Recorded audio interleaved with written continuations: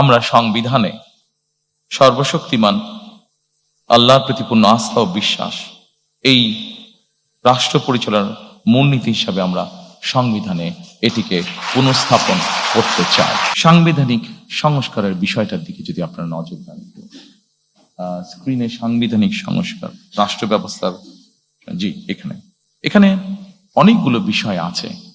আমি সবগুলো বিষয় আলোচনা করব না, সেটি দীর্ঘ আলোচনা হবে, আপনাদের বিরক্তির উদ্যোগ হতে পারে। যেহেতু আমরা মোটামুটি ডিটেইলটা ফোল্ডারের মধ্যে বাংলা এবং ইংরেজিতে দিয়ে দিয়েছি, আমি সেই জন্য অতটা সময় আপনাদের নষ্ট করতে চাই না। আমি দুই একটি বিষয় এখানে আলাপ করতে চাই।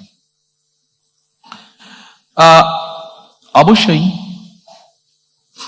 শহীদ রাষ্ট্রপতি জিয়া রহমান যখন দেশ পরিচালনার দায়িত্ব পান, যেহেতু আমাদের দেশের অধিকাংশ মানুষ মুসলমান, আমরা সংবিধানে সেই জন্য বিসমিল্লাহির রহমানির রহিম এবং আল্লাহর উপরে, সর্বশক্তিমান আল্লাহর প্রতি পূর্ণ আস্থা ও বিশ্বাস, এই কথাটি সংযোজন করেছিলেন।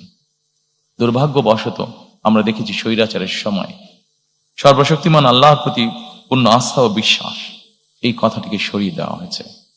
ইনশাআল্লাহ 12 তারিখের নির্বাচনে বাংলাদেশের জনগণের সমর্থনে বিএনপি সরকার গঠনে সক্ষম হলে আমরা সংবিধানে সর্বশক্তিমান আল্লাহর প্রতি পূর্ণ আস্থা ও বিশ্বাস এই রাষ্ট্র পরিচালনার মূলনীতি হিসাবে আমরা সংবিধানে এটিকে পুনঃস্থাপন করতে চাই।